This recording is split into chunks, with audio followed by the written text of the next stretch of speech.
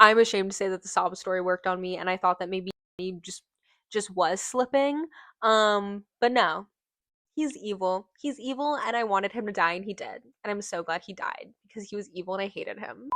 Hey everybody, welcome back to I Got Bored. My name's Aiden Vargas, and against all odds, we are back with another bi-monthly recap video. I can't really pat myself too hard on the back though, because I did just barely release my other bi-monthly recap video, and I'm sure I'm not going to get this one out until the tail end of May, but it's really hard bringing something back from the dead. I forgot how much of an editing perfectionist I am. I think I watched my 2026 video about 30 times before I felt confident enough to post it. But enough about the past. These are all the books that I read in March and April of this year. I will refrain from spoilers as much as possible, but some of these books are really gonna tempt me.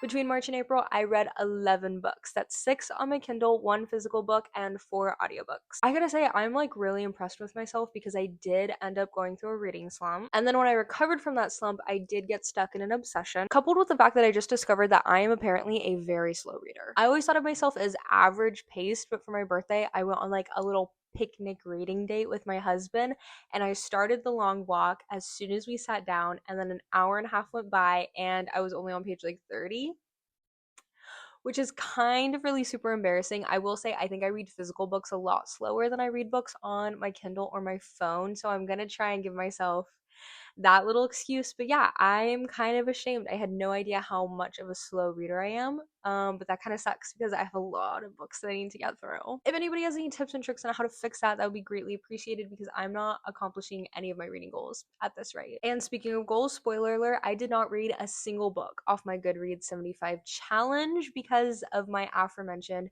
obsession that kept me really busy and tied to one particular series that we will get into in a little bit. I will be reviewing the books in chronological order, starting with my first read of March and the cause of my reading slump, My Best Friend's Honeymoon. I gave this book 0.75 stars. Let's just let that sink in a little bit before we continue. I decided to read this book because I wanted to get a square off of my bingo that I knew I was going to struggle with organically, which is pure romance. I am not a romance girly. I am a thriller horror mystery girly. It's not that I don't like to kick my feet up a little bit. It's not that I don't love. I do. I enjoy a little smooch. I enjoy a little kiss, but I like my romance to be like subplot B, if not C. Think like The Hunger Games and Percy Jackson. You're not reading it for the romance. You're reading it for the adventure, the mystery, the thrill, the kill. But I really wanted to get the square off of my bingo card early, which is what led me to this book, because I knew if I was going to read a pure romance book, I needed that romance to have a more interesting premise. And that's what I thought I was getting with this book. This book was a dual POV with our first main character being Elise. Elise has been with her fiance for several years. They've been engaged for several years, and they have yet to plan a single aspect of the wedding until one day her fiance just decides to plan the entire wedding and honeymoon without any input for her, and guess what? It's this Friday. Our second POV is from Elise's best friend, Ginny. Ginny has been in love with Elise for literally ever, but when Ginny tried to ask Elise out in high school, she got shot down. Ginny ultimately decided that having Elise in her life in any capacity was better than not having her at all. So they have been besties since high school, since that incident, and Ginny's just kind of been secretly pining for her all this time. But now here we are, Elsie, Elsie, not Elise or whatever it is that I was saying before. Elsie has broken off her engagement with her fiance, and she's gonna go on the all expenses paid trip, non-refundable, all-inclusive honeymoon with Ginny because her fiance said it would be too sad for him to go without her. So he's basically just gifting the honeymoon to her as a breakup present. And oh no, what if romantic stuff happens between the two besties? Looking back, I probably should have known that this book was going to be a bust for me because I have a personal rule to not consume any cartoon romance cover books. I am a book cover judger. That rule has usually done me pretty good, but I broke it for this book and I hated it. So I don't think I'll be breaking that rule again anytime soon. Also, I've said it before and I'll say it again, I'm a sucker for wedding shit. I love a book that takes place at a wedding. This was a canceled wedding, bestie romance, right up my alley. This book had so much freaking smut and absolutely no character development, no character arcs whatsoever. There wasn't even any romance. I can't even count this book towards my bingo because there literally wasn't any romance in it. I would feel guilty putting it in the romance square. So it was literally a waste of my time because I only read it for bingo and I can't even count it towards my bingo. If this book was 100 pages, 90 of the pages were smut. And it wasn't even good smut. It wasn't even like good. The only character development that happened over the course of this book was in the bedroom, was in Elsie doing new adventurous stuff with Ginny. They did everything. They did everything. There was one chapter, literally a whole chapter, beginning to end, 20 pages. Smut, smut, smut, smut, smut. These girls are literally at a free, all-inclusive vacation in like Hawaii or something, and they're just smutting it up. This literally felt like I was reading a baby gay pamphlet, like How to Have Lesbian Sex 101, which, not to yuck anybody's yum, somebody out there might really, really like this book, but I personally would have preferred it more if in between the smut scenes we got some character growth. They never even discussed their relationship. Literally, they're just eating dinner one day, and then the next morning Elsie jumps Ginny's bones. Barely any preamble. We literally got this like heartfelt chapter from Ginny about how she's always been in love with Elsie, but it's happening in her mind. She's like telling the reader how she's always been in love with Elsie, but Elsie shot her down, and then they just have sex. Like, no build up, no, it was a friends to lovers trope, but there was no friends, lovers, chapter 6 friends, chapter 7 having sex. No growth, no talking, no like nothing. Elsie doesn't do any reflection on her failed engagement. In fact, she doesn't even mention her ex-fiance at all during the course of this trip. I completely forgot he existed. I completely forgot that the premise of this book was a broken off engagement and a free honeymoon, because they do not talk about him whatsoever. They have this small little detail where Ginny is trying to get Elsie to be less of a doormat. So Ginny is basically like, for this entire honeymoon, it's going to be like a yes week. You get whatever you want so long as you ask for it. And that just leads to Elsie making Ginny do like random embarrassing things, like asking the stewardess if she's ever caught anyone doing like the Mile High Club, or like reading the menu to her in like silly accents. Like, I don't like that trope. I don't It's such like a hyper specific trope to not like, but I hate the trope of like, hey, you get a yes day, or like you have like this power that I'm giving you, and the other person immediately just abuses it in the stupidest way possible. It also leads to some, it goes into the bedroom, that the yes week goes into the bedroom, and there's a lot of that as well. But no actual growth for Elsie. No like reflecting on, why am I a doormat? How can I be less of a doormat? It's nothing. We also, of course, have the miscommunication trope, which is in my bottom 3 least favorite tropes of all time. The main catalyst of the book is the miscommunication trope, and it's so stupid. It's very stupid. The like thing that they're miscommunicating over doesn't even make any sense. I do not tend to give books less than 2 stars because writing quality usually saves it. Even if I hate a plot, as long as it's well written, I like to give it some credit. Not here. The dialogue was very cheesy. The smut was so awkward. It wasn't even like hot. It was awkward. I felt like a voyeur. I was like, am I supposed to be here? Like, it did not feel sexy. I've had pimples crest higher than these character arcs. Like, the characters, that's it. There was no character development to them whatsoever. The ending also made me cringe, made me so upset. I did not like the ending whatsoever. There was no payoff to this book. And you might be thinking, Aiden, why don't you just DNF the book? You obviously hated it so much. I'm a masochist. I'm a completionist. I have DNF'd maybe 3 books in my entire life because I love to give an author benefit of the doubt. I'm like, what if they just really hit their stride halfway through? What if they just really hit their stride in the last 3 pages? You never know. I don't like to DNF books. I wish I had DNF'd this one. But I've learned my lesson. No more cartoon romance for me. Please, please, please give me some recommendations in the comments for pure romance books, because I do need to cross this square off my bingo chart eventually. Next, I read Half His Age by Jeanette McCurdy, and I gotta be honest that when I finished this book, I didn't know how I felt about it, and I still don't really know how I feel about it completely. I did give it a 3.75, and some days I feel like that rating is much too high, and other days I feel very confident in that rating. I do think that Jeanette set out to make a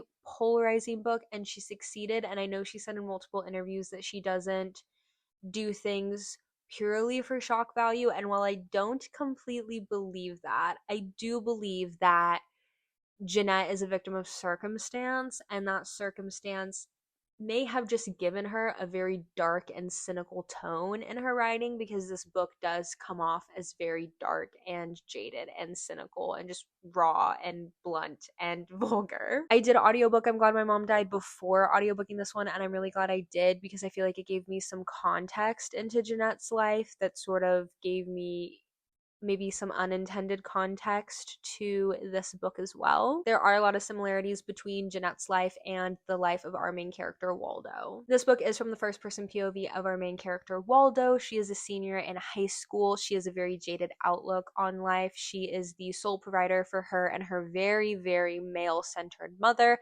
and Waldo basically falls in love with and seduces her English teacher. I do think Jeanette did a very good job of sort of portraying the depressing reality of the American teenager, the like eating copious amounts of junk food and spending money on cheap clothing, and like the doom spiral of TikTok, and just the portrayal of like the overconsumption, I think was really brilliant. I think Jeanette has a really great voice when it comes to that, and I did enjoy those aspects of Waldo's character a lot. And I do think she did a good job of not over romanticizing the age gap relationship. She described Mr. Corgi, who's our teacher, in such a dismal way. He's not like the young hot teacher that other student teacher relationships tend to portray the teacher as. He's sort of sad and paunchy and depressing, and even Waldo doesn't know why she's so attracted to him. Jeanette showed the waiting around, the being picked second, sort of like the toll that this relationship takes on Waldo's mental state, which I really liked, because I do think that at least one, if not several, young girls who are in similar situations to Waldo might read this and realize the situation that they're in and sort of like have their eyes opened. On the flip side, however, I do think that Jeanette McCurdy unintentionally made a piece of media that can very easily be used to victim blame in the wrong hands and taken out of context. I think it is very easy to sort of put the blame on Waldo, because Jeanette didn't give us enough of Waldo pre Mr. Corgi. We didn't know what she was like. We didn't learn enough about her. We don't know who she is outside of this obsession. And I also don't think that she did enough grooming on Mr. Corgi's part to make it very clear that it is a power dynamic in this situation. Waldo is the victim. It's not her fault. I think Jeanette could have elaborated on the Mr. Corgi side of things a little bit more. To me, Mr. Corgi didn't do enough prior to the relationship escalating physically to sort of justify Waldo's obsession. I feel like it comes out of nowhere and it's never really explained why she's so obsessed with him, aside from the fact that he does comment positively on her writing a couple of times. Yes, he does invite her to dinner with his wife, which is kind of a side eye. And yes, he does call her on Thanksgiving, and they do meet up to go on a walk in like a park together, which again is like side eye. But immediately after that, things escalate physically. It is Waldo who all but forces herself on Mr. Corgi during their first physical encounter. He tells her to stop, but he doesn't stop her, and he doesn't touch her, but he does let her touch him, so it's kind of complex in that instance. I do think the power dynamic just needed to be played up a little bit more. I really like the fact that Waldo only ever calls him Mr. Corgi. I do like that little detail of the power dynamic, of the fact that she never calls him by anything other than Mr. Corgi, his teacher title. But I did feel like there should have been more grooming happening on his end. I also needed higher stakes. There was basically like no stakes in this book, because it is established that Waldo is basically the sole provider for her and her mom. Like, she pays all of the bills, but then she goes on these really like big extravagant shopping sprees where she blows all her money. She skips work to spend time with Mr. Corgi, but like the power never gets shut off, the water never gets turned off. Like, her and her mom don't ever get into a fight about the fact that Waldo's blowing all of their income on like skincare. Like, that, nothing ever happens with that. I did see one creator say that they do believe that Jeanette McCurdy has a really great novel buried somewhere inside of her, but that it wasn't this one. And I do have to agree. I really enjoyed Jeanette's writing style. I do like her voice. I just feel like this book was a little bit too close to home potentially. I think she was still riding with a lot of the anger that she maybe didn't get out during I'm Glad My Mom Died. This felt like a really great second draft of a book, but it needed some development in some areas. It needed some editing.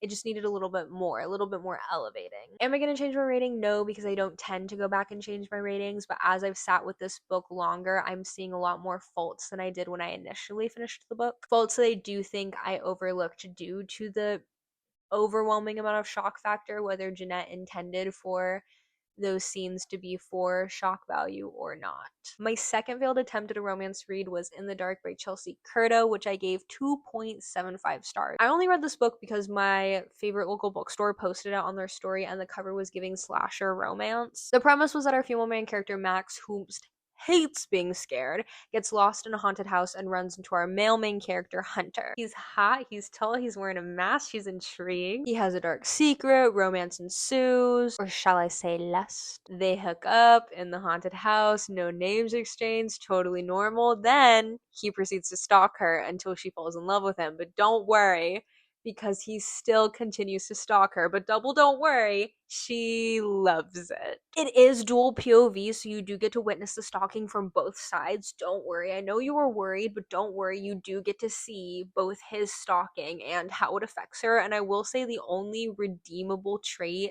about Max is she kind of does have a bit of a will to survive. She has somewhat good survival instincts, aside from the fact that she hooked up with a masked stranger carrying a knife in a haunted house. Whenever she notices something and her house looks a little bit off, whenever she like clocks that someone has been in her house, she's always ready with a weapon handy. Her and a lamp, her and a book. She is ready. She does tell her roommate. She does call Hunter being like, hey, I think somebody just broke into my house. She does have some survival instincts. Kind of. I thought it was absolute humor that Hunter thought he could just break into Max's house, do all of her laundry, clean her living room, and then fill her fridge and cupboards with food, and Max just like wouldn't notice. Literally, when Max calls Hunter on the phone, panicked that the nicest burglar in the world, some bored off-duty housekeeper, broke into her house, did her laundry, and left her a bunch of food. She's like super freaked out and scared. He's like, maybe your roommate did all that. Maybe it was your roommate. Did you ask your roommate? It was your roommate. Your roommate probably did that. As if girls don't talk, because Max had already talked to her roommate, and her roommate was like, yeah, dude, that was not me. Hunter immediately debunked. Like, what did you think was gonna happen? How did you think you were gonna get away with that? He does it multiple times. Like, what the hell? Also, one small spoiler that's not really a spoiler because you do learn it within like the first couple of chapters. Hunter is a serial killer. But don't worry. You're so worried. Why are you so worried? He's a good serial killer. He's one of the good ones. He's basically like a serial killer for hire, like a contract killer. He works for this like shadowy masked figure who calls him and is like, hey, we got a tip about this really bad guy who needs to be serial killed. And then Hunter shows up, kills him for like a lot of money. He's like a millionaire because he's just killing bad guys left and right. He's a good guy, a good serial killer. And what I thought was really funny was at one point Hunter's roommate, who by the way is the only sane character in this entire book, he is constantly calling Hunter out on his creepy ass shit. His roommate is like, have you told Max that you're a serial killer? And Hunter's like, no, I haven't. And the roommate's like, don't you think that's kind of first date material? No. I don't think you should be randomly telling random girls you hook up with in haunted houses that you're a serial killer. Like, me, that's like wedding material. That's like honeymoon material. That is something, if not, you take to your grave. Like, why are you just randomly telling people that you just met that you're a serial killer? That seems like the opposite of what you should be doing. Also, as soon as Hunter tells Max that he's a serial killer, Max, totally fine with it, goes, I'm gonna tell my roommate. I have to tell my roommate that there's a serial killer sleeping in the bedroom right next to her. Hunter, how have you never been caught? This book also had some insanely crazy smut, but it was not bad. It didn't overtake the book. It added to the book more than it took away. It had a purpose. Admittedly, this was kind of a really fun read. fun doesn't equal good, but I enjoyed it a lot more than my other attempt at a romance read. I will probably use this book as my dark romance square, but I'm still hunting for that pure romance square. And now it's time to talk about The Obsession, the book series that has completely taken over my life, consumes my ever waking thought. I literally am in love with this book series. I am trying to finish the first 7 books before the 8th one comes out on May 12th, which I don't think I'm going to get to in time because I'm apparently the world's slowest reader. That's right. When I say DCC, what do you think of? Dallas Cowboys cheerleaders? No. Dungeon Crawler Carl. I know we just met, so the fact that I'm reading Dungeon Crawler Carl probably means absolutely nothing to you, but everybody in my life shocked when I tell them how much I love this series because I am a sci-fi hater, fantasy hater, world building hater, do not like, literally on paper, this book is my enemy. But in practice, I'm in love. I'm literally obsessed. I'm obsessed. These books are consuming my soul. I only read the first one because my husband was obsessed with them. He literally killed all 7 books in a week because he's a fast reader, unlike me. But he had all 7 downloaded to our shared Kindle Unlimited. I was in between books and I didn't feel like looking for a book. So I was like, I still have the Friend Rec Square on my bingo card open. So I'm just going to read the first one because it's here, and I'll knock out the Friend Rec Square, slog through it, 200 pages, no big deal. But then I read the second one, and then I read the third one, and then I just couldn't stop. So, and now I'm racing the author Matt Dinniman to try and finish all books 1 through 7 before the 8th one comes out because I want to be a part of that online discourse. I have had to skip so many TikTok edits for this book series because I don't want to get spoiled. I need to finish in time so that way I can read the 8th book with the masses. I have no faith in myself to be able to do that though. My coworker and her husband are also obsessed with the series, so I literally go into my shift every single day and just talk with her for like 20 minutes about where I'm at in the books now, and she started rereading them. So now she's telling me about little details that she forgot about. I am actively working on the series and I'm already thinking about rereading them because I'm currently reading them on my Kindle. But fun fact, the audiobooks apparently are cinematic masterpieces. Apparently the author is friends with the dude who does the audiobook and has started like pranking him by putting in really hard to pronounce names and really crazy like accents to try and like make the like force the audiobook narrator to have to do them, which I just think is really funny, and everyone talks about how well read the audiobook is, so I can't wait to eventually also audiobook them. But anyways, if you're part of the 1% of the bookish community who has no idea what Dungeon Crawler Carl is or has no idea what it's about, let me give you a little taste of the DCC world. DCC is basically an RPG style book, with the first person POV being our main character, Carl. Basically, one day all of Earth gets smooshed. Anybody who is outside is safe, anybody who is inside has been smooshed. All of Earth has been smooshed like a pancake because aliens have come to Earth to basically collect it as collateral for unpaid debts. Stairwells open up in the earth, and this AI voice starts talking to the humans, being like, hey, you can stay on flat earth if you want, or you can head down into the dungeon and fight for your life. Once in the dungeon, all of the humans basically become players in like this living video game. They have to fight mobs, interact with NPCs, they have to level up and go deeper down into the dungeon. Carl also has a pet companion named Princess Donut, aka the best character to ever. She eats a pet biscuit that gives her the ability to talk. Basically, like 10 seconds before the smushing, Princess Donut had like jumped out of the window at like 2 a.m. in the freezing cold, so Carl ran to save her, and that's when the smoosh happened, and so they went down into the dungeon together. That's their origin story. Princess Donut basically saved Carl. She's the catalyst for everything that happens in this series. They're besties. They're the best besties to ever bestie. And the book basically follows Carl on this video game journey the same way that you might watch like a live stream of somebody playing Minecraft or something. This book has so much freaking lore that I literally could not explain if my life depended on it because I don't understand literally any of it. I really appreciate the fact that the author is really good at subtly reminding the reader of things. I love that he just assumes that we're all stupid because I am kind of stupid, and whenever he brings up a spell that you learned about like 100 pages prior, he'll give you a little like reintroduction. He'll be like, yeah, that spell, the one that sets people's butts on fire, that spell. And I'm like, right, that spell, because I completely forgot it existed because I'm really bad at remembering names. and descriptions and dates and people and things. The world building is literally so immersive. I felt like I could just pick up a game controller and play it. The writing itself is so witty and funny. It's the main thing that's keeping me engaged. I think if it was written in the same style as other sci-fi fantasy books where the writing is sort of taking itself really seriously, I wouldn't be enjoying it as much, and that's not the direction that Matt takes with this book whatsoever. I would recommend this book series to literally anybody. I cannot remember the last time that I committed to a book series. I'm a standalone girly, but I'm literally obsessed. I would never ever have read these books, so I think my obsession is a testament to how good they are. Party of Liars by Kelsey Cox is my first official 5-star read of 2026. Yes, I did technically give Jeanette McCurdy and Alison Stoner's memoirs 5 stars, but those were non-fics. This is a fiction. My first fiction 5-star read that hit all the check marks. I feel like with the non-fics, I gave it 5 stars because how could you not, with how emotional and raw and honest they were? This one deserved it, earned it, checked all my boxes, could not stop listening to it. I did audiobook this.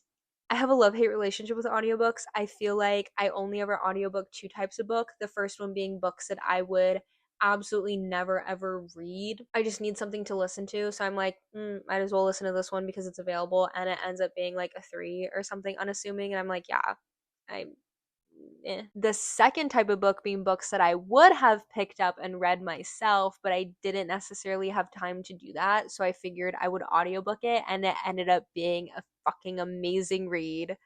A fucking 5-star read that I wish I would have read myself. Yes, I do think audiobooks count as reading, but I also think that I feel emotions differently when I read it physically versus audiobooking it. I miss having the like nails digging into the pages, trying to keep my eyes from jumping to the bottom feeling. I don't get that with an audiobook. And so it always makes me really sad when I listen to a 5-star book and then I think about how much of an emotional journey it would have been had I read it physically. You could have told me that this was a Lucy Foley book and I probably would have believed you because the writing styles are very, very similar, and I think that's one of the reasons why I enjoyed it so much. This was a multi-POV book where most of the chapters took place before our incident, which is the death of somebody at a party, and these chapters were from the POV of Dani. She's newly married to Ethan, who is the father to Sophie, who is our birthday girl. That's the party that we're attending. The party is happening at Dani and Ethan's newly renovated home, which also happens to have a local urban legend swirling around it. Next, we have Orla. She's the nanny to Dani and Ethan's baby. Then we have Kim, who is the ex-wife to Ethan and the mother of Sophie. Sophie lives mostly with Kim, and let's just say that that divorce was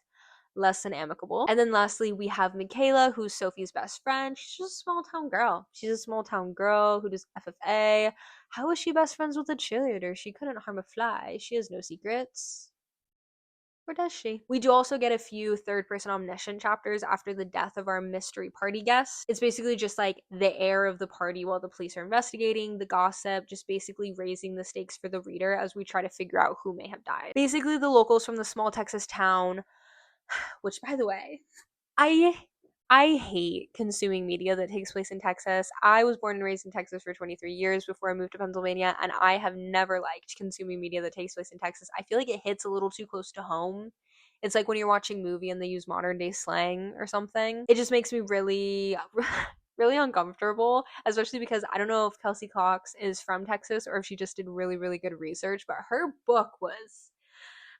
Is this play about us? It was so accurate. It made me uncomfortable at some point. Like literally at one point, they mention a high school that I used to run against. I was so scared that she was gonna mention my high school. I think I would have thrown up if she did that. I think I literally would have thrown up. Anyways, the locals believe that this house that Dani and Ethan are living in is haunted. Many, many, many, many years ago, a mother committed suicide by jumping off the top floor balcony after her baby had died. Each character is basically dealing with their own set of secrets and problems, and the tale of the mother sort of lingers over the whole story. And overall, I just really liked how the author wove all of the stories together, and I loved each and every twist, especially the last one. I feel like the author did a really good job of planting seeds to give you just enough information, but without spoiling what was to come. I really liked how she wrote all of the characters. I feel like all of them felt very fleshed out, and all of the relationships felt very intentional and very real. I literally never knew whose side I wanted to be on or whose side I was supposed to be on, because one chapter I'd be like, oh, I'm definitely on this person's side, and then the next chapter I would learn something that would make me change my entire opinion, so I never knew who I was supposed to be rooting for. I do want to do a quick spoiler section for anybody who has read the book, because there are a couple of things that I want to say, because I really enjoyed this book and I just want to chat about a couple of things really quick. So this is your warning. Skip ahead to the next book if you don't want to be spoiled. 3, 2, 1. Here we go. I freaking loved the Michaela twist. I loved the Michaela twist. I loved it so much. I literally wrote in my Patreon forum that I was so disappointed that Michaela wasn't secretly gay for Sophie. I feel like the secret crush was really being set up to be Michaela having a secret crush on her best friend Sophie. I feel like with all the talk of Michaela having like feelings for somebody that you're not supposed to, and like the hyperfixation that she had on a couple of like physical touch moments between her and Sophie, I really thought that we were gonna get like a closeted lesbian crush in like a deeply red state, and maybe that crush was going to get exposed at the party, or maybe it was going to be like an unrequited thing. Like I had no idea where it was going to go, but that's what I was really hoping for, and I thought it was going to be really creative, only for it to be that Michaela had a crush on Sophie's ex-boyfriend first. I was like, okay, way to take a swing at that 100-year-old pitch. Like everybody's done that. That's not unique. I was so disappointed. I was so ready to write the book off and be like, wow, like overdone, redundant, only for it to be that Michaela has a crush on Sophie's father, her dad, her papa. What? Michaela having an emotional affair with the father completely floored me, jaw dropped. I didn't see it coming. I never would have guessed that. I did not see that coming. I thought it was especially good because for 90% of the book, Michaela was painted out to be like this obsessed young girl, and it was all one-sided. No, it was all true. It was all true, and Danny caught Ethan and Michaela together, but then Ethan drugged her. Ethan, the good doctor, drugged Danny to make her forget that he was having an emotional and semi-physical affair with his teenage daughter's teenage best friend. Side note, I really like the fact that Danny never blamed Michaela. Danny never took her wrath out on Michaela. In the moment when Danny was screaming at Ethan, not once did she blame Michaela, she blamed Ethan. And then when Danny got her memories back, she never blamed Michaela. I thought that was great because Michaela was groomed, and I think that sometimes the other like female character forgets that, or like puts some of the blame on the other girl. So I'm really glad that didn't happen, and Danny's full focus for the blame was on Ethan. It's kind of funny because as soon as I started this book and I learned that Danny was going through like some severe postpartum, Kim was a recovering alcoholic, and then we find out that Ethan's first fiance had like mental health problems, immediately clocked at this. Something with Ethan, he's poisoning the water, he's like putting drugs in their food or something. I was like, he's somehow making his wife sick, he's somehow poisoning them, it's him, he's killing them. I don't know how yet, but I'm pretty sure it's gonna be him, and then it ended up being him. But I kind of stopped my crusade that it was all Ethan's fault because of that stupid stuttering plot in the middle that was meant to give Ethan sympathy, and it fucking worked on me, where I was like, this poor man, this poor little weakling of a man. It couldn't possibly be him. I'm ashamed to say that the sob story worked on me, and I thought that maybe Danny just was slipping.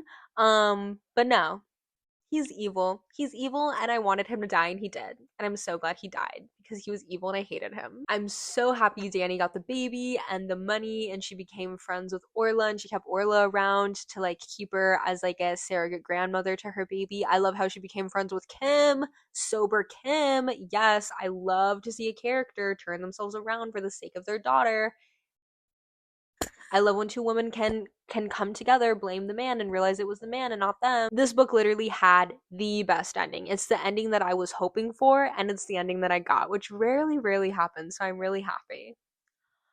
The Orla of it all. The Orla of it all. I had a suspicion that she was there to get revenge on Kim. I thought maybe Kim killed Orla's daughter in like a drunk driving incident. I really thought that she was there to get revenge on Kim for some reason. I also had a feeling that she had a secret, but also all maids just give the vibe that they have a secret. All nannies give like the secret vibe. So I was like, maybe not. But for it to be Ethan, for Orla to have gotten revenge on Ethan, for Orla to, I know what she did last summer, get away with the murder of Ethan with Danny to like save Danny's life because she was killing Ethan because Ethan like drove her daughter to suicide, a secret that her husband kept for years, and then she found out and immediately was like, I'm gonna find this Ethan guy and kill him, and then she killed him while saving Danny. What? Like, this is feminist literature. This needs to be taught in feminist literature classes. Like, jaw dropped, so freaking good. This is what I mean by the author was able to plant seeds and then connect all of the loose ends in the end, because I started to forget Orla even existed, only for it to come back around and all to end with her, for the mother to come back as like a mother actively getting revenge for her child. I wanted Ethan to die the second that I found out that Ethan leaked Kim's best friend's nudes and then basically made Kim go crazy into thinking that she was a severe alcoholic. Like, you have to be mad evil to do that. You have to be mad at evil and you deserve to die. And he did die and it made me happy. Next, I knocked out Dungeon Crawler Carl 2, Carl's Doomsday Scenario, which I did give 4 stars. I did like this one a lot less than the first one. It took me a while to really get through it. The system for this level didn't really capture me, nor did the lore, nor did any of the quests really. I enjoyed the circus storyline, but it was rather short compared to the length of the book. We did get a lot more crawler interaction, which was really exciting. I can't wait to see how those relationships develop over the course of the next couple of books. But aside from that, I can't really say anything without giving major spoilers to both this book and the first one, so I think I'm just gonna leave it at that. So Happy Together by Olivia Worley is basically just you with Penn Badgley, but instead of Penn Badgley, it's a female main character. Jane is just like so super absolutely convinced that her and Colin are soulmates. She does a lot of stalkery stuff to try and make that happen, despite the fact that he has been in a long-term committed relationship with Zoe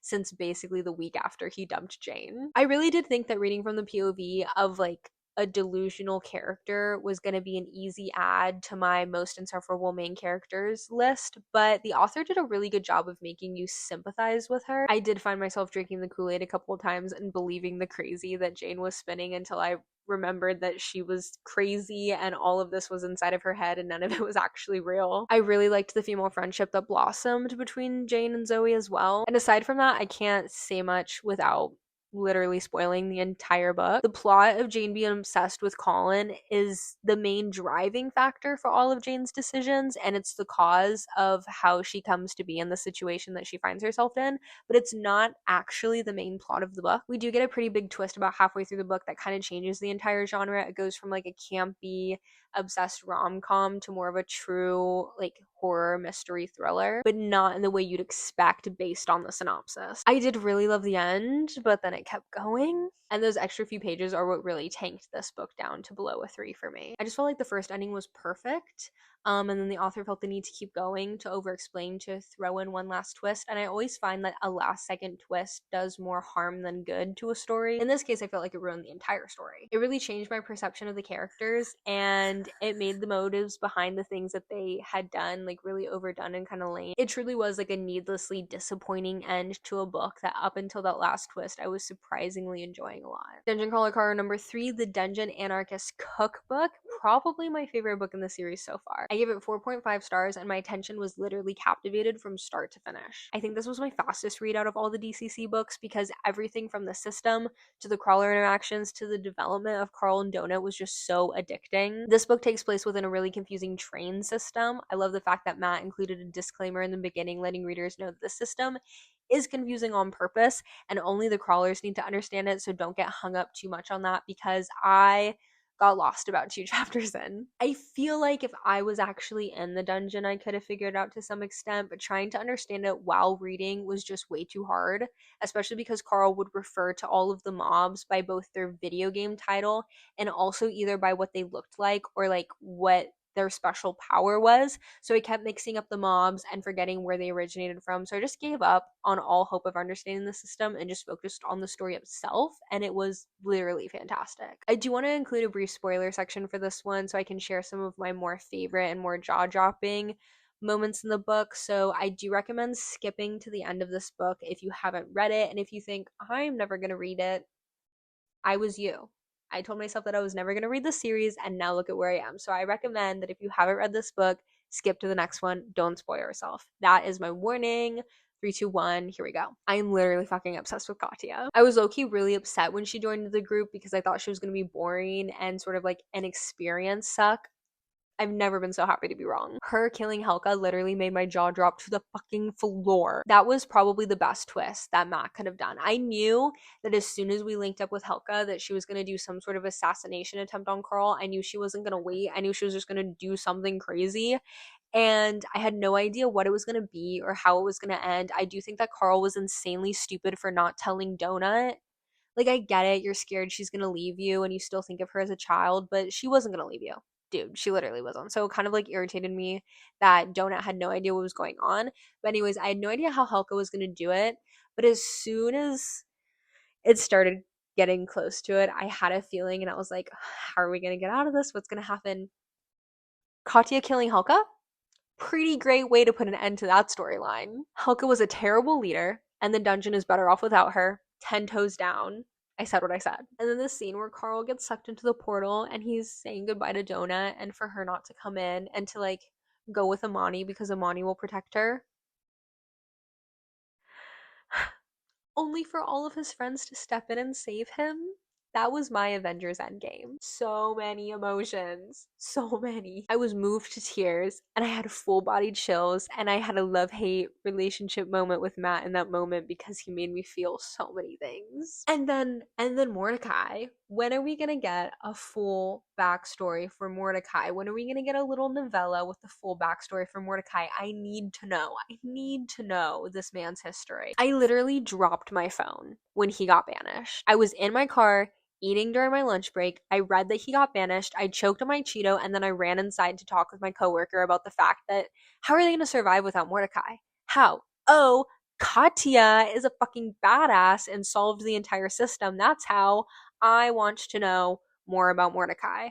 But I'm so glad we got that Katya character development as well. I really want to see more of the crawlers sort of like banding together and remembering their humanity. Carl, you are my Katniss Everdeen with your whole you will not break me, remember who the enemy is. It's not even funny how much I love this series. My fourth and final audiobook was We Live Here Now by Sarah Pinborough. This was a dual POV from the point of view of Emily, a young woman who was injured in a hiking accident and whom is married to our male POV Freddie. They just moved out to the country following Emily's accident, looking to start fresh and to reconnect. We also get a few interspliced chapters from a third-person POV following a raven who lives on the property and lends some symbolism and plot insight to the reader. Creepy shit be happening in this house. Maybe ghosts, maybe murder, maybe suicide. Emily thinks she's going crazy from post-sepsis syndrome, and Freddie is the biggest ass to ever exist on the face of the planet. He is the worst husband to ever husband. If I didn't have to exist in this man's head for the amount of time that I did, if I didn't have to kill my own brain cells listening to this man talk, this book probably would have been rated so much higher. May this love never find me. I literally already have a pact with my husband that if we ever move into a weird, creepy house and I come to him and I'm like, hey, I'm sensing some weird, creepy shit, no questions asked, he has to believe me because I feel like it's such an overused trope in media of like the crazy woman. Like she's hearing things, she's seeing things, like creepy shit is happening and oh, she was right in the end. Freddie literally refuses to believe Emily when she says like, hey, some creepy stuff is happening in this house. To the point where even when creepy stuff starts happening to him, he refuses to admit it because that's how much he hates his wife. He can't admit that she's right. He literally lets her go crazy. At one point, he calls her a stupid bitch in his inner dialogue, and I almost DNF'd on the spot. This absolute shrimp of a spineless man who does nothing but complain about his wife who just got out of a coma and had to learn how to walk again. He's offended and throws a man tantrum when he overhears her tell somebody that sometimes Freddie does things that annoy her a little bit. God forbid this woman rant a little. God forbid this woman who fell off a mountain has some pet peeves. Number one, Freddie hate her. Number one, Freddie hate her. I don't want to give too much away because it is a suspense thriller. I do just want to say that this is probably the first time where I didn't completely hate a ghost plotline. I did like the direction it ended up going in. It paid off in the end. This is probably the first time that I've ever not hated a ghost. Shocking, I know, certified ghost hater. The plot tickled my fancy. I'm gonna give it what I gotta give it. I thought the ending was satisfying. I thought it could have been better from a purely selfish and petty aspect. As a moral, as a book, it was great. I just wanted something very specific to happen to one very specific character. But you take what you can get, I guess. The Long Walk by Stephen King. I have been waiting to read this one for so freaking long. I had it added to my TBR the second that this movie got announced, but I wanted to buy it secondhand from like an indie or used bookstore. Couldn't find it anywhere. Finally walked into the mysterious bookstore in New York City, all thriller, all mystery, and I found both this one and Carrie for $10. I wanted to read it before I saw the movie because everyone on TikTok was saying like, don't worry, they fixed the ending. They were really hyping up the ending of this book to be really, really terrible, and they were like, don't worry, the ending's better in the movie, the ending's better in the movie. So I was like, oh, I gotta read the book first so I can feel the complete emotions of the supposedly terrible ending before I see the movie. Are you guys okay? Like, what? Is there an alternate ending? Did I read the wrong book? There's only one way for this book to end, you guys. It ended exactly how I thought this type of book would end. There was no other way for this book to end. It ended exactly as I expect. Like, why did everybody hate the ending so much? I'm so confused. I thought it was gonna be like plot twist out of nowhere. It was the ending. It ended the way it was. Like, I'm so confused. Now I really gotta watch the movie because how did they change it? Like, it had a little bit of open-endedness. I thought that that was nice. I felt like it fit in with the rest of the storytelling. So I don't know. I thought the ending was quite satisfying, if not obviously heart-wrenchingly sad. Did I want McBride and Garrity to kiss? Obviously, like absolutely, but this is Stephen King. What did you expect? And I gotta say, Stephen King internalized homophobia 2026. Stephen King is gay 2026? Because how does a man who claims he never writes queer characters write such amazing queer ships? Make it make sense. I'm looking at you, the entire cast of it. You all wanted to kiss Bill, I know it. But especially Reddy, my love, my heart, my reason for my rewatches. And yeah, you can blame a lot of that chemistry on Finn Wolfhard, but I read the book. I read the ancient texts. I see what the shippers see because I am a shipper as well. And here we are with the Long Walk, McBride and Garrity. They obviously wanted to kiss. They were saving each other left and right. Like, come on, Stephen King, let's be for real. If you don't know what The Long Walk is, it's basically about a group of boys who walk indefinitely. Last one standing wins. Everybody else shot dead in the street. The winner gets the prize, which is whatever they want completely. Whatever their heart's desire. It's just the prize. They win it for walking long. The Long Walk. They do the walk long. It is a psychological thriller set in dystopian time, but unlike The Hunger Games or Divergent, where the dystopianness of the world is explained to us in detail, we know absolutely nothing about this world. How the walk came to be, why it's so normalized, literally nothing about it. I really enjoyed that aspect. It's very The Lottery by Shirley Jackson. I really liked how aspects of this dystopian world were referenced in dialogue, but never explained for the reader. It sort of added to the sense of creepiness and dread. I'm not surprised that I liked this book because I do like Stephen King a lot. I think he does psychological thriller really well. I'm in my Stephen King era. I am surprised that I didn't get bored. The premise of this book is admittedly very boring. There's only so much that you can make a group of boys do while they're walking. There's only so much you can have them talk about. I didn't find that it got overly repetitive, which was surprising. The things that did get repetitive, I felt were just literary devices that Stephen King was using to instill the sense of like dread in the readers. I tried really hard not to get attached to any of the characters, but I did, and I cried, and I did throw my book across the room. Joey put The Shining in the freezer because it was scary. I put The Long Walk in the dumpster because it made me sad. It was a relatively quick read for me. I am excited to watch the movie. I will most likely make a short video comparing the book to the movie, so keep an eye out for that. I'm very interested to see how the ending has been made better. And then my final book of April was Dungeon Crawler Carl #4, The Gate of the Pharaoh Gods. I just barely squeaked this read in time, and it was a 4.5-star read. If I'm gonna be honest, I was not jiving with this book most of the way. I wasn't in love with the system, nor could I understand literally any of the lore, but those last 150 to 200 pages had me in shackles. My hands were literally glued to the freaking book. It jumped from my least favorite book of the entire series to my second favorite in like no time flat. There was so much freaking payoff in the end. Like so many things that I thought were boring in the first like hundreds of pages where I was like, God, I'm kind of bored, paid off in the end. So many things that I forgot about became so important in the end. Carl might be stupid, but he's no idiot. I literally stayed up till midnight to finish this book, which is kind of crazy because I am a tucked into bed by 8, asleep by 9 kind of girly. The growth of our main 3 characters is so good. I know that I'm going to be absolutely inconsolable if anything happens to the 3 of them. If absolutely anything happens to them, I'm going to be a husk of a human. There were so many great NPCs in this book. I feel like the lore we learned about how the NPCs work in the last book really continued to grow in this book, and I can't wait to see more of that. Each book keeps getting better and better. However, each book keeps getting longer and longer. I did already start book 5, and it's literally over 700 pages, which worries me because not only am I trying to finish 5, 6, and 7 before 8 comes out on May 12th, but it's also almost summer and I need to start my summer slasher series. And apparently I'm the world's slowest reader. I am going to do another quick spoiler section, so this is your warning. Skip to the end of this book. 3, 2, 1, here we go. I'm fucking obsessed with the cookbook. I thought it was going to be put on the back burner after the last book, but no, it is integral to the story, to the lore, to Carl's character arc. He's literally unraveling in front of me, and I'm so scared, but I'm so loving it. I think that Carl's so smart in the way he utilizes the knowledge from the cookbook. Me personally, I would have forgotten that it's a secret, and I accidentally would have let the cookbook slip at some point. I think it's so interesting how he's able to like steal little tidbits from Mordecai in order to make the cookbook recipes. I would have just been like, I made a bomb from my brain. Obviously not a secret cookbook anywhere. Obviously not. Juicebox, by far, favorite NPC. I really hope that Carl can keep his promise to her. The Chris and Maggie Mai plotline. The Chris and Maggie Mai. My hands were literally sweating during that first interaction. I was so freaking nervous. The twist that Maggie Mai is a parasite inside of Chris. Literally never would have seen that coming.